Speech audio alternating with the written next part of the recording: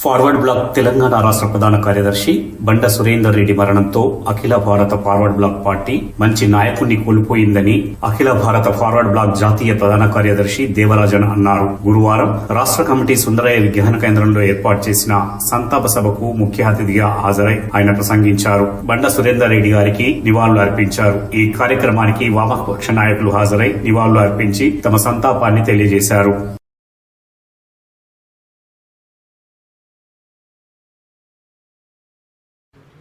आए हुए नेता लोग जैसे कॉमरेड सामशिव राव सीपीआई की जनरल सेक्रेटरी और एमएलए हैं, और सीपीएम की जनरल सेक्रेटरी जॉन वासले और पुत्र रंगराव सीपीएमएल मासले इनका, और सीपीएमएल न्यू डेमोक्रेसी की जेवी चलपति राव गारू, ఎంసీపీఐ సెక్రటరీ గడ్డూరి రెడ్డి గారు, హరిబాబు సిపిఐ కమ్యూనిస్ట్, रमेश राजा गारू सीपीएमएल लिबरेशन, और प्रसाद सीपीएमएल, और राममोहन राव जी एमएल टीयूसीसी, और वेणुगोपाल जी आरजेडी, और वासुदेव रेड्डी जी सीपीआईएम, और ऑल इंडिया फॉरवर्ड ब्लॉक की तेलंगाना राज्य कमेटी की चेयरमैन जावेद लतीफ जी, पार्टी की केंद्रीय कमेटी की सदस्यगण comrade Jyoti Reddy ji, comrade तेजदेव Reddy, comrade Konda Dayanand ji,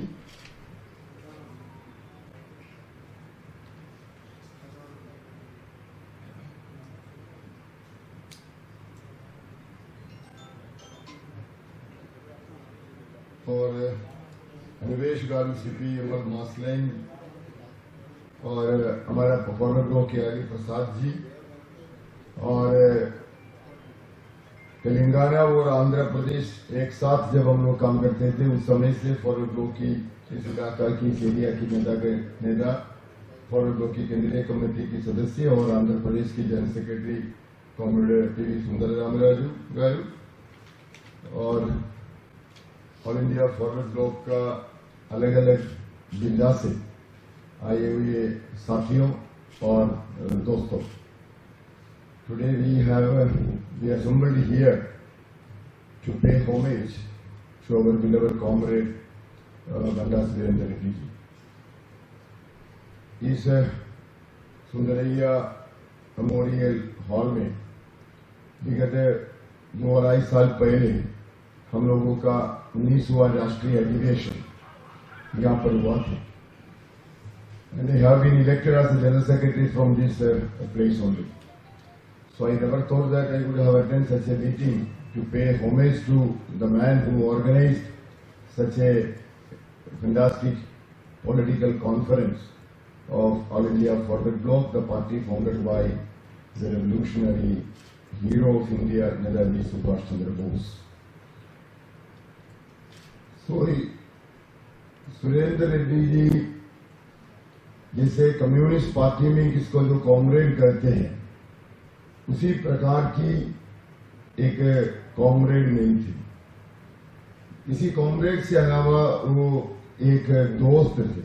he was a friend, he was more friend than a typical comrade. और हम उनका पॉलिटिकल स्कूल भी इसी प्रकार का एक बैकग्राउंड में नहीं था. मेरे से ज्यादा आप लोग जानते हैं, एक मिडिल क्लास फैमिली से जन्म होके तेलंगाना का राजनीतिक जगह पर अपना एक स्थान हासिल करने के लिए उन्होंने भरपूर प्रयास किया है.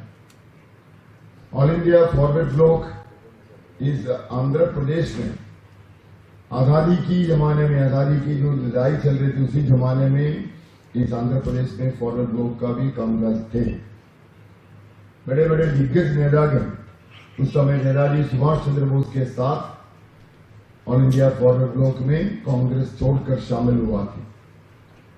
जब सुभाष चंद्र बोस इंडिया छोड़ करके हिंदुस्तान की बाहर जाके आजाद हिंद फौज, इंटरनेशनल आर्मी जो बनाया, और आजाद हिंद सरकार की स्थापना किया सिंगापुर में जाकर के, इन सभी में भी तेलंगाना और आंध्र प्रदेश की नेता लोग भी ज्यादातर शामिल थे.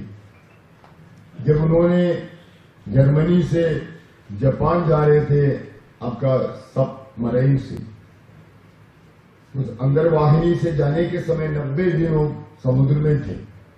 उस समय में भी उनके साथ जो थे आबिद हसन जी, वो भी यहाँ का ही है, ये नेहरू इलाका का एक नेता है। बहुत सारे लोग यूनाइटेड आंध्र प्रदेश के नेता लोग सुभाष चंद्र बोस की आह्वान सुनकर कांग्रेस पार्टी छोड़ करके फॉरवर्ड ब्लॉक में शामिल हुआ था। किसान आंदोलन, देश की बड़े किसान आंदोलन सुभाष चंद्र बोस की समर्थन में कांग्रेस से बाहर आकर के उनको समर्थन दिया था।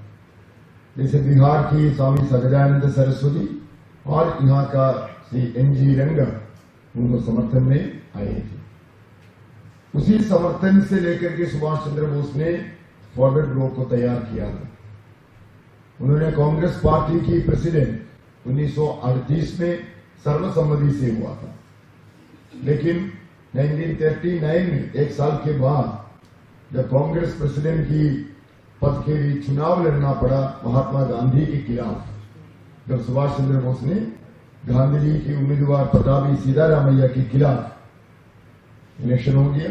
इलेक्शन में गांधी जी की उम्मीदवार को हराकर, कैंडिडेट को हराकर सुभाष चंद्र बोस ने दोबारा कांग्रेस के प्रेसिडेंट चुने गए थे। उस समय सुभाष चंद्र बोस पूरा हिंदुस्तान में ही गया फॉरवर्ड ब्लॉक तैयार करने के लिए, हर जगह उन्होंने दिया। इस आंध्रा में तमिलनाडु तक उन्होंने आया, केरला नहीं आ पाया। तमिलनाडु में सबसे बड़ा, उसका जिंदगी का सबसे बड़ा पब्लिक मीटिंग भी उन्होंने मरीना बीच में किया था। उस समय सेकेंड वर्ल्ड वॉर की घोषणा जब हो रहे थे तब उन्होंने मरीना बीच में मीटिंग को संबोधित करते थे। तो उस समय वो आंध्रा, यूनाइटेड आंध्रा में सब जगह पर उन्होंने अपना ये फॉरवर्ड ब्लॉक को विस्तार करने के लिए उन्होंने यात्रा किया। तो आंध्र प्रदेश, यूनाइटेड आंध्र प्रदेश की सभी के दिल में सुभाष चंद्र बोस की एक अलग जगह है, अलग पहचान है। जब फॉरवर्ड ब्लॉक ने सिद्धांत लिया था 90 में, हम लोग नेताजी की डिसअपियरेंस 1945 में अगस्त महीने की 17 तारीख ताइवान की ताइहुकू एयरपोर्ट पर एक विमान दुर्घटना की कहानी सुना। इसी विमान दुर्घटना में उनका मृत्यु हो गया। इसी प्रकार की कहानी हर जगह चर्चा कर रहे थे। उसी को लेकर के अभी तक कोई क्लियरली कोई सबूत किसी के पास नहीं हुआ। इसको लेकर के फॉरवर्ड ब्लॉक ने एक बड़ा भारत यात्रा के आयोजन किया था। हमने सरकार से मांग किया था सुभाष चंद्र बोस का डिसअपियरेंस के पीछे कितना भी रहस्य है, whatever may be the mystery behind the disappearance of Subhash Chandra Bose, it must be unearthed. ये सच्चाई को डिग आउट करना है, इसी के लिए अलग से कमीशन बैठाना है। जब AB वाजपेयी प्रधानमंत्री और LK आडवाणी जी उप प्रधानमंत्री थे, उस समय हम लोगों ने इस यात्रा को निकाला था।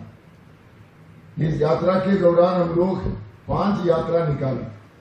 एक कन्याकुमारी से दिल्ली तक, एक यात्रा नेताजी की जन्मभूमि उड़ीसा की कटक, वहां से दिल्ली तक, एक यात्रा नेताजी की कर्मभूमि कलकत्ता से दिल्ली तक, एक यात्रा नेताजी ने अपना आजाद हिंद सरकार की पहला ऑफिस जहां बनाया मणिपुर की मोइरांग में, वहां से दिल्ली तक, एक यात्रा श्रीनगर से, कश्मीर की श्रीनगर से दिल्ली तक।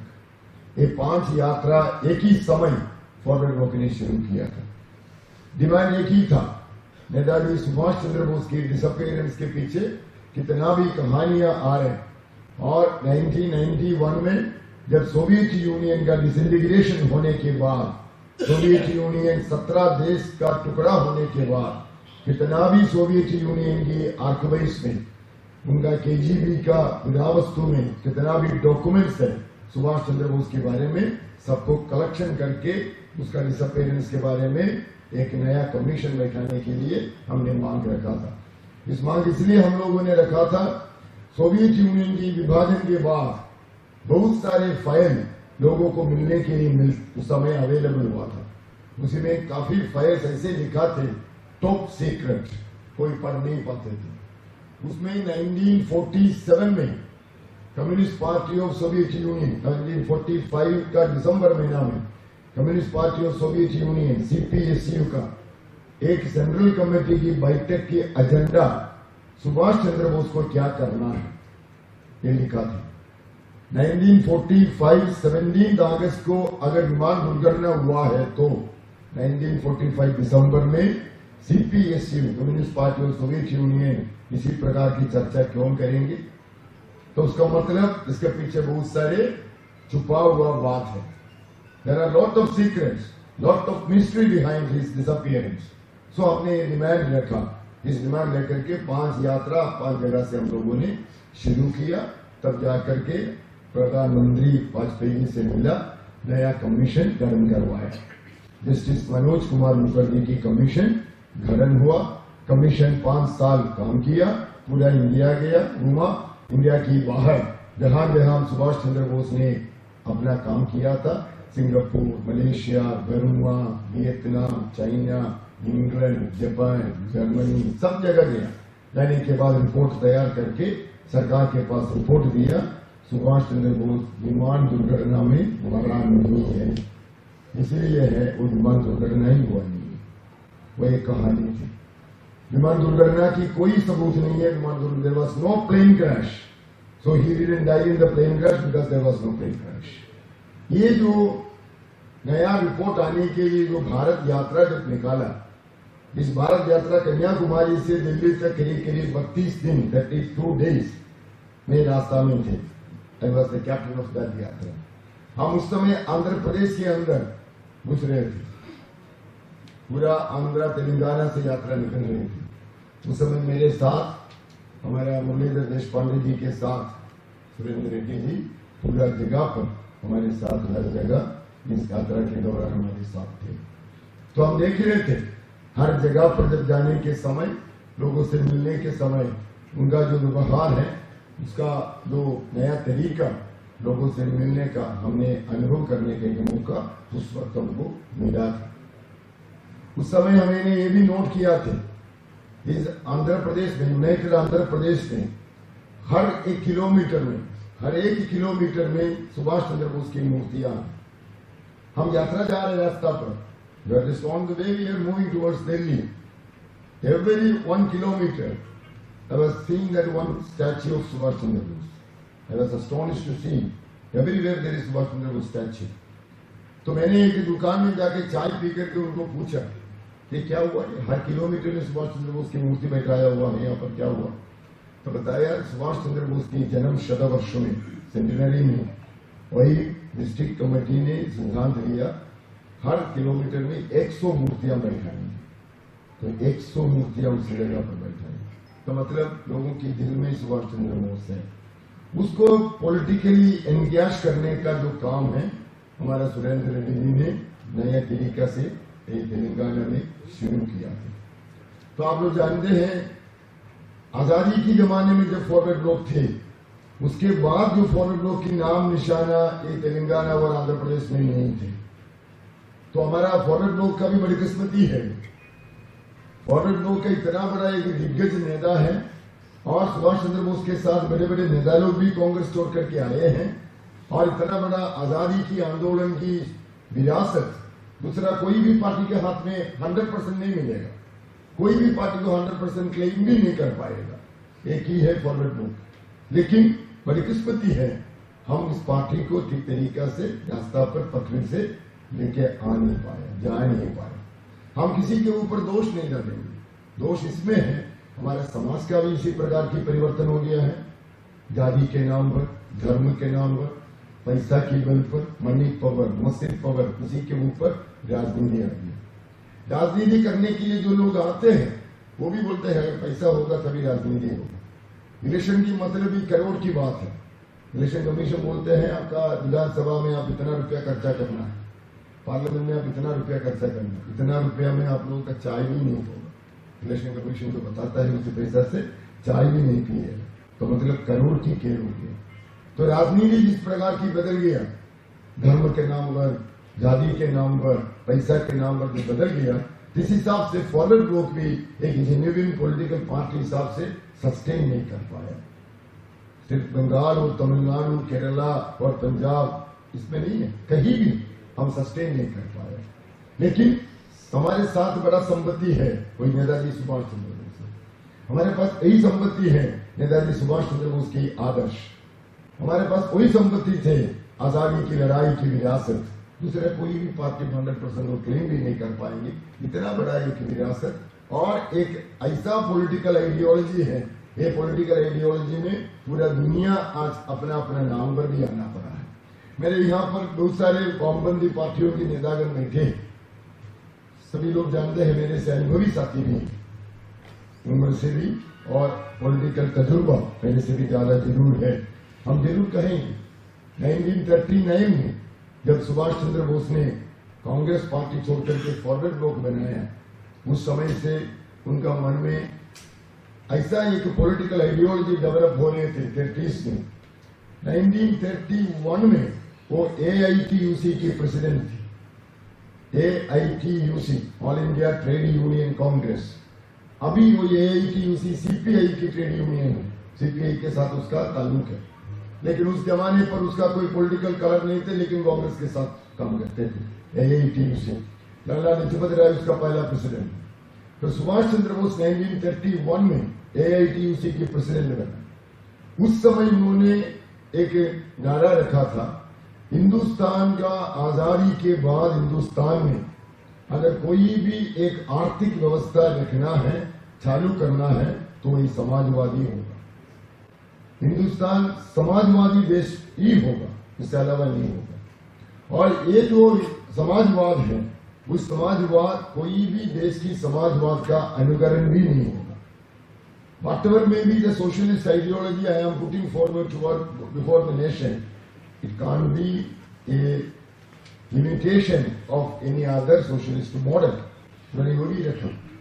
जब उन्होंने कांग्रेस पार्टी से बाहर आकर के फॉरवर्ड ब्लॉक, वो पार्टी की संगठन के नाम भी आप लोग सुन लीजिए, फॉरवर्ड ब्लॉक, एक अलग विंग है, पार्टी नहीं है।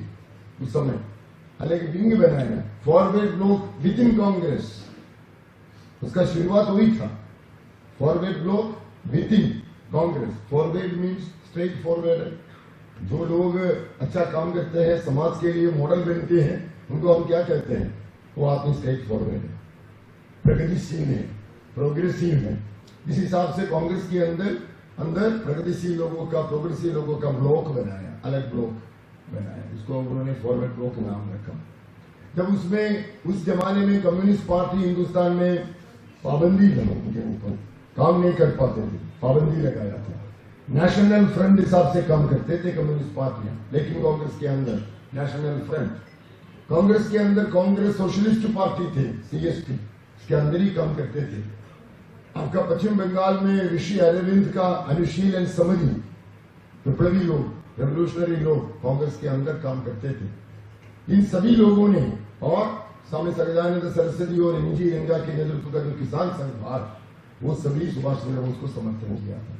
कम्युनिस्ट है, सोशलिस्ट है, किसान सभा है, अलग अलग धारा के लोग उसको जब समर्थन कर रहे थे, कोई पॉलिटिकल सिद्धांत ले नहीं पाता था। अलग अलग विचारधारा है, अलग अलग आइडियोलॉजी है। इसलिए उन्होंने 1940 में महाराष्ट्र की नागपुर में फॉरवर्ड ब्लॉक की पहला अधिवेशन बुलाया। फॉरवर्ड ब्लॉक की पहला अधिवेशन 1940 जून महीने की 19, 20, 21, 22 4 दिन नागपुर की चिटनिस पार्क में सम्मेलन बुला करके वहां पर फॉरवर्ड ब्लॉक को अलग पार्टी हिसाब से उन्होंने घोषणा किया। Forward Bloc will be separate political party and this party aim करता है हिंदुस्तान में समाजवाद लाना है। उन्होंने ये बात कहा, हम इसलिए ये बात कहना चाहते हैं, वामपंथी नेताओं के मंच पर है। उन्होंने ये बात कहा था, India must go for Indian socialism, India should go for Indian socialism. The means of socialism neither can be exported nor imported. Socialism समाजवाद का जो तरीका है, आंदोलन है, वो आंदोलन और उसका जो वेस है, मीन्स है, उपाधियां है, वो एक्सपोर्ट भी नहीं कर पाएंगे, दूसरे देश से हम लोग इम्पोर्ट भी नहीं कर पाएंगे। तो उन्होंने कहा each country should adopt their own form of socialism according to their history, geography, circumstances and requirements in order to fulfill the aspirations of the people. Very clear था।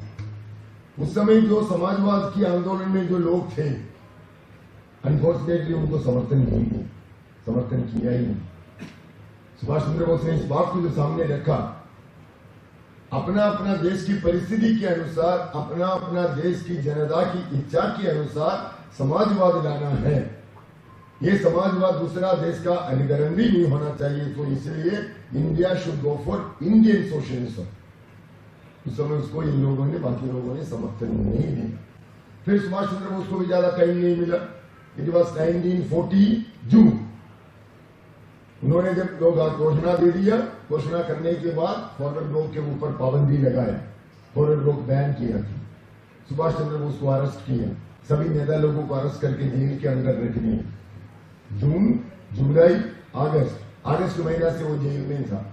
अगस्त, सितंबर, अक्टूबर 3 महीना हिंदुस्तान के हर जेल में लेके घूमा सुभाष चंद्र बोस। कलकत्ता की प्रेसिडेंसी जेल से लेके गया, मध्य प्रदेश की जबलपुर की जेल से सियोनी जेल लेके गया, सियोनी जेल से अंडमान लेके गया, अंडमान से फिर कलकत्ता ले आया, कलकत्ता ले आने के बाद अपना घर में जाकर के घर में नहीं कर दिया, हाउस अरेस्ट कर दिया। इट वॉज हैपन इन 1940 अक्टूबर। जून में पार्टी की घोषणा, अगस्त में अरेस्ट कर रहे, अक्टूबर में घरबंदी कर दिया।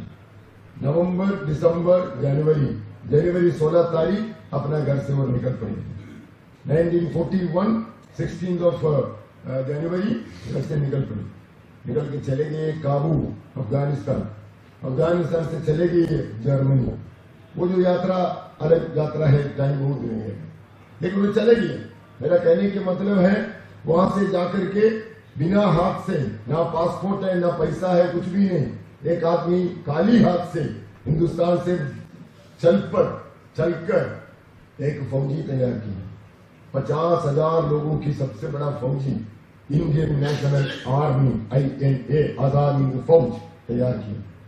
कुछ लोगों को इकट्ठा करके हथियार हाथ में देने से उसको आतंकवादी कहते हैं, टेररिस्ट है, और ये उसको मानेगा नहीं। तो इसलिए उसको मान्यता देने के लिए उन्होंने अपना एक गवर्नमेंट बनाया, गवर्नमेंट की आर्मी बनाया इसको, अपना गवर्नमेंट आजाद हिंद सरकार। 1943 21st of October in Singapore, Subhash Chandra Bose announced a provisional government for free India। Azad Hind सरकार की घोषणा की। एक सरकार घोषणा किया, इसका मतलब ये नहीं है एक क्लब का घोषणा किया है। सरकार के अलग अलग डिपार्टमेंट की पोर्टफोलियो मिनिस्टर बनाया, अलग अलग मंत्री, करेंसी बनाया, अपना नेशनल बैंक बनाया, अपना करेंसी को 9 देश ने अपना गवर्नमेंट को मान्यता दिया था। सुभाष चंद्र बोस की सरकार को 9 countries recognize the government established by Subhash Chandra Bose. अपना करेंसी देने से, सुभाष चंद्र बोस की सरकार की करेंसी देने से मलेशिया का करेंसी रिंगिट मिलते थे। सुभाष चंद्र बोस की गवर्नमेंट की करेंसी देने से थाईलैंड की करेंसी बाथ मिलते थे। सुभाष चंद्र बोस की सरकार की करेंसी देने से सिंगापुर डॉलर मिलते थे। सब 9 देश का करेंसी अपना पैसा से मिल सकते थे। इतना बड़ा सरकार बनाया, तो ये यात्रा अलग यात्रा थी। लेकिन उन्होंने जो पॉलिटिकल आइडियोलॉजी जो सामने रखा था,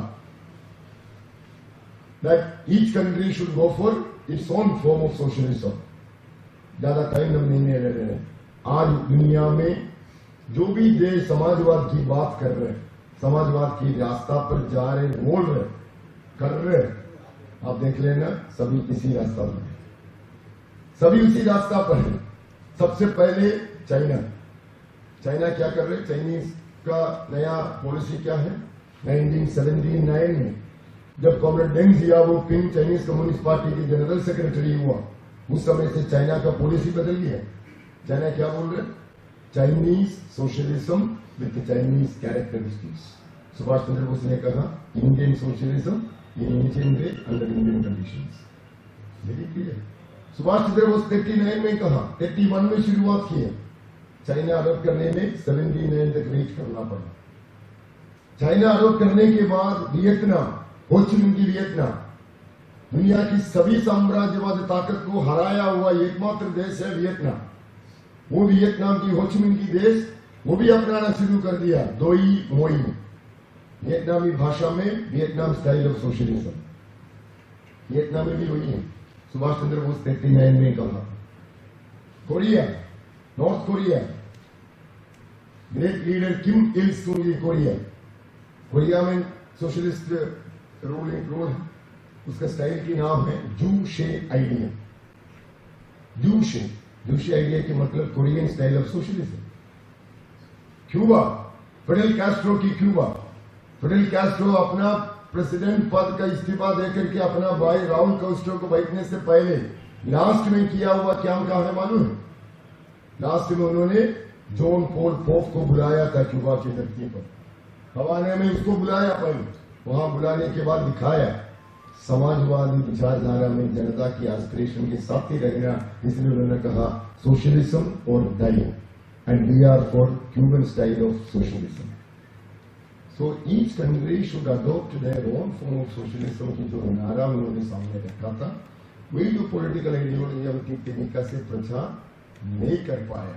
तो इसलिए हम ये बात इसलिए करना चाहते थे, एक समाजवादी विचारधारा से नहीं थे पंडित सुरेंद्र रेड्डी जी, उनका पॉलिटिकल स्कूलिंग भी उसी रास्ता पर नहीं था, इतिहास का भी इसी प्रकार का पकड़ भी नहीं था, लेकिन सुभाष चंद्र बोस के ऊपर उसका जो आस्था है, सुभाष चंद्र बोस की विचारधारा में उसका जो भरोसा है, इस भरोसा के साथ वो काम करते थे। इस भरोसा को सब जगह पर प्रचार करने के लिए उन्होंने काम किया था। लेकिन तेलंगाना, आंध्रा की राजनीति में इस प्रकार की प्रेशर, इस प्रकार की राजनीतिक दबाव है, उससे उभर के आने में भी बहुत सारी दिक्कत को उसको सामना करना पड़ा। फिर भी उन्होंने कोशिश किया, अपना स्टेट में कमेटी का एक व्यवस्था किया, कमेटी करने के बाद एक सम्मेलन करने का भी बहुत बड़ा जिम्मेदारी अपना बोझ पर ले लिया। फॉरवर्ड ब्लॉक का पार्टी कांग्रेस की मतलब है 22 राज्यों की प्रतिनिधि लोग आना, कश्मीर से लेकर के कन्याकुमारी तक 22 राज्यों की लोग, अलग अलग भाषा बोलने वाले लोग, मलयालम, तमिल, कन्नड़, बंगाली, उड़िया, पख्तून, उर्दू, हिंदी, भोजपुरी, सब बोलने वाले लोग, अलग अलग खाना, सभी लोग यहाँ आए हैं। हम वामपंथी पार्टियां की सम्मेलन में अकोमोडेशन वगैरह भी एक नॉमिनल अकोमोडेशन, एक तरीका का फूड वगैरह करते थे, लेकिन यहाँ पर एक टीम के साथ सुरेंद्र रेड्डी जी, जोगी रेड्डी जी, तेज जी, प्रसाद जी, जावेद जी, सब मिलकर के, रामलू राजू सब बैठे हुए हैं यहाँ पर, सभी मिलकर के अलग अलग फूड की व्यवस्था की। नॉर्थ इंडियन लोगों के लिए चपाती, दाल, ये सब्जी वगैरह किया, साउथ इंडिया लोगों के लिए इडली, उपमा, डोसा की व्यवस्था किया, जो लोग मछली खाते हैं उनके लिए मछली की व्यवस्था किया, जो अलग अलग खाने की व्यवस्था, और रहने के लिए भी कोई धर्मशाला और डॉर्मेटरी नहीं, सभी डेलीगेट्स को रहने के लिए अच्छा अच्छा होटल की व्यवस्था की। जो बाहर से आए हुए हमारा आसाम की, त्रिपुरा की, मणिपुर के साथी लोग आकर के देख रहे थे, तेलंगाना माफी एक राज्य में हम लोग इसी प्रकार की व्यवस्था हुआ। इसी प्रकार की व्यवस्था करने के लिए हमारा पार्टी इतना बड़ा स्ट्रॉन्ग पार्टी नहीं है, इतना बड़ा स्ट्रॉन्ग संगठन नहीं है, ढांचा नहीं था, संपत्ति नहीं था, फिर भी ये लोग ने मैनेज किया, अलग अलग तरीका से इन लोगों ने मैनेज कर लिया। लेकिन फिर अनफॉर्चुनेट है, सम्मेलन की शुरुआत करने के लिए हम सभी नेता लोग हर अलग जगह से यहाँ आए। आने का नेक्स्ट डे हमारा फ्लैग होस्टिंग होगा, रैली होगा, शुरू होगा, उसके पहला दिन सुरेंद्र रेड्डी जी हॉस्पिटल में एडमिट होना पड़ा, सम्मेलन में रह नहीं पाया। तो उन्होंने उसका पहले आपका नवंबर महीना में 2022 नवंबर महीना में जब हमारा TUCC trade union coordination centre की राष्ट्रीय अधिवेशन दिल्ली में हो रहे थे, उसी सम्मेलन के लिए सुरेंद्र रेड्डी जी दिल्ली आए थे। दिल्ली आने के समय उन्होंने हमको कहा, कॉमरेड हमको जाना है गुड़गांव। क्या हुआ? गुड़गांव में वेदांता हॉस्पिटल है, वहां पर उनको एक टेस्टिंग में जाना है। मेरा घर में इसी प्रकार का एक हादसा है, मेरा एक भाई मर गया है, पिताजी का भी देहांत इसी बीमारी से हुआ है, इसलिए हमारा भी डाउट है, इसलिए हमको थोड़ा वेदांता हॉस्पिटल जाना है गुड़गांव में। तो दिल्ली में सम्मेलन के बीच में से वो निकल गए थे। I remember still, it was November 10, 2022। वहां से वो चले गए। चले जाने के बाद आकर के बोला, वो करीब 10 दिन भी थे उस समय, करीब 5-6 घंटे के बाद उन्होंने वापस आके बोला रिजल्ट नहीं आया, रिजल्ट आने के लिए भी 15-20 दिन लगेगा, because result will go to America. वहां से इसी प्रकार की टेस्टिंग के बाद ही हमको पता चलेगा। After 20 days he telephoned me and told there is a problem, I have to replace one of my kidneys। वो किडनी को ट्रांसप्लांट करना पड़ा, तो किडनी ट्रांसप्लांट करने के समय हॉस्पिटल में भर्ती हो गया हमारा सम्मेलन के बीच में। यहाँ पर सम्मेलन चल रहे, इसी सुंदरैया हॉल में हमारा सम्मेलन चल रहे, जो सम्मेलन के आयोजन किया हुआ नेता हॉस्पिटल में भर्ती।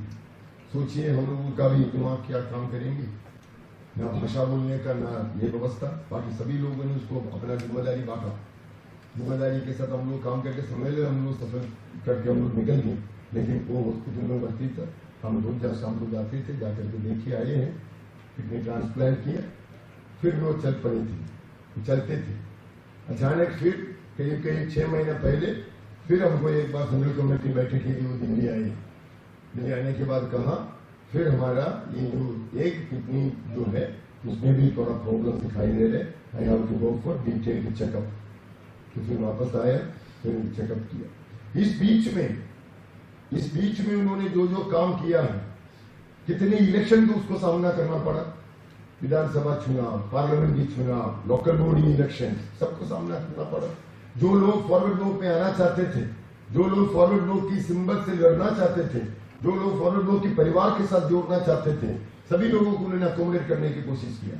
लेकिन स्ट्रक्चर ठीक तरीका से नहीं बना पाया, करने का उसका शारीरिक जो अवस्था उसको मजबूर नहीं कर पाया। इसके वजह से जो लोग आए हैं उसको पकड़ के रखने का ढांचा तैयार नहीं कर पाया। वो एक बदकिस्मती है, we have to admit that fact. But the people are still, जो लोग फॉरवर्ड ब्लॉक को चाहते हैं, जो लोग नेताजी को मानते हैं, जो लोग फॉरवर्ड ब्लॉक की जो इतिहास को मानते हैं, ये लोग आना चाहते हैं।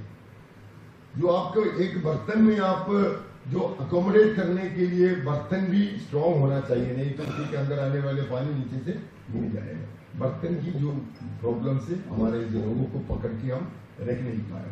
इसका मतलब ये नहीं है जो एफर्ट सुरेंद्र रेड्डी जी ने लिया था वो हम कभी भूल नहीं पाएंगे।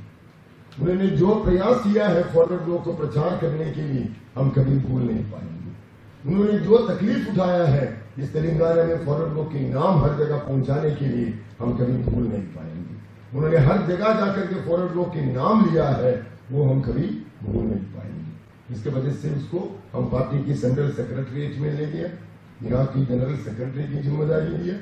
उनको 2 बार हम चाइना में कम्युनिस्ट पार्टी ऑफ चाइना की इन्विटेशन के साथ हम 2 बार उसको चाइना भेजा। वहां का कम्युनिज्म, वहां का मार्क्सिज्म, वहां का सोशलिस्ट जो प्रैक्टिस है, एक्सपीरियंस है, वो सीखने के लिए फॉरवर्ड ब्लॉक के प्रतिनिधि दल जो चाइना जा रहे थे। हर साल 2 साल में हम लोग जाते आते हैं, हम लोग बुलाते हैं, अलग अलग देश बुलाते हैं, चाइना, वियतनाम, नेपाल सब बुलाते हैं, हम लोग जाते थे।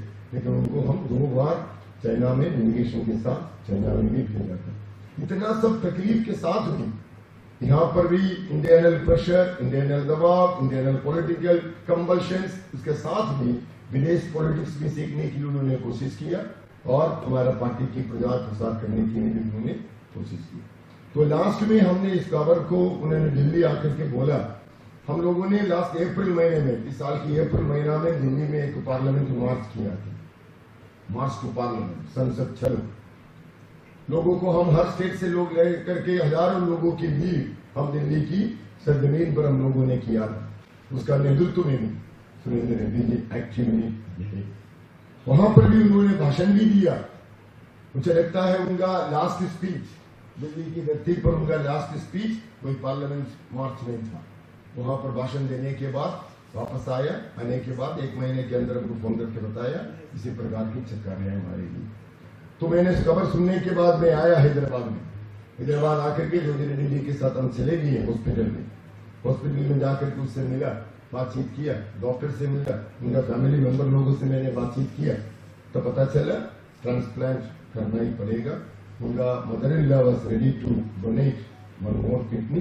तो सभी कुछ रेडी हो गया। एक काउंसिलिंग चल रही थी, फैमिली मेंबर लोगों के साथ काउंसिलिंग चल रही थी। हम भी बैठे थे, आधा घंटा में और 2 दिन उसके साथ बैठा। वो वापस आया, प्रसाद जी से मिला, बातचीत करने के बाद ही हम वापस चले गए थे। तो उसके बाद उनको कहा 15 दिन के अंदर हमारा एक नया एक किडनी भी ट्रांसप्लांट हो जाएगा, ये बात हमको कहा था। 15 दिन के बाद भी कोई खबर नहीं है। मैं हमारा कॉमरेड लोगों से बातचीत करते रहा, फाइनली पता चला वो ट्रांसप्लांट नहीं कर पाएंगे because some other disease has been developed during this period, some other element has been developed, ये पीरियड में हो गया। तो ये एक आदमी का जो शारीरिक अवस्था हम लोग को मालूम है, कैसे हम लोग दौड़ करते हैं। अगर किसी प्रकार की अगर बीमारी हो गया तो मेंटली अगर हम लोग अगर ये हो गया, वीक हो गया, very difficult to carry forward our mission. तो उनका भी कटर हो गया, हम आकर के उसके मिलकर फिर चले गए।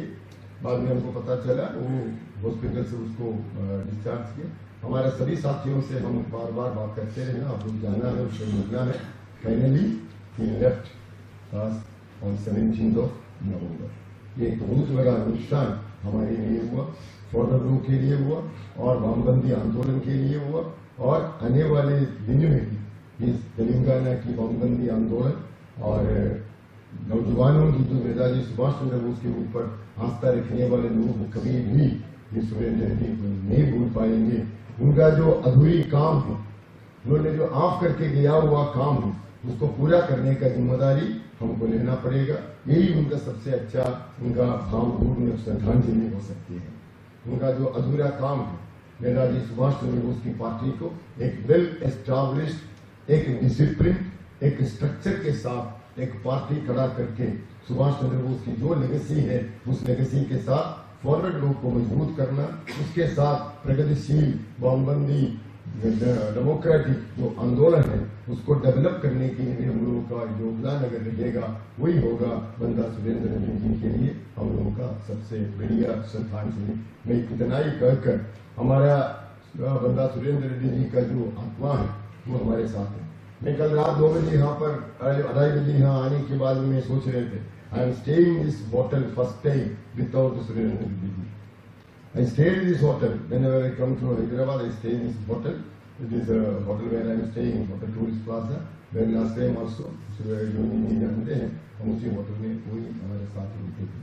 उसके पहले बाद में हम उसके घर में जाकर के बंजारा हिल में भी मिलते थे, लेकिन एक साथ हम लोग कई यात्रा किए हैं, कई जगह गया है, और संगठन के अंदर भी कोई डिफरेंस ऑफ ओपिनियन डेवलप होता थे, हम हमको उन्हें एडवाइस करते थे, कॉमरेड ऐसे करना है, कॉमरेड ऐसे नहीं करना है, ये हमको बोलने का अधिकार भी थे। इसलिए मैंने शुरू में जो कहा था, he was more than a friend than a comrade.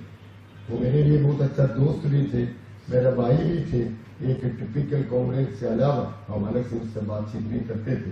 उनका जो निधन है सिर्फ फॉरवर्ड ब्लॉक का और वामपंथी आंदोलन का भी नुकसान नहीं है, मेरे लिए भी एक पर्सनल नुकसान है।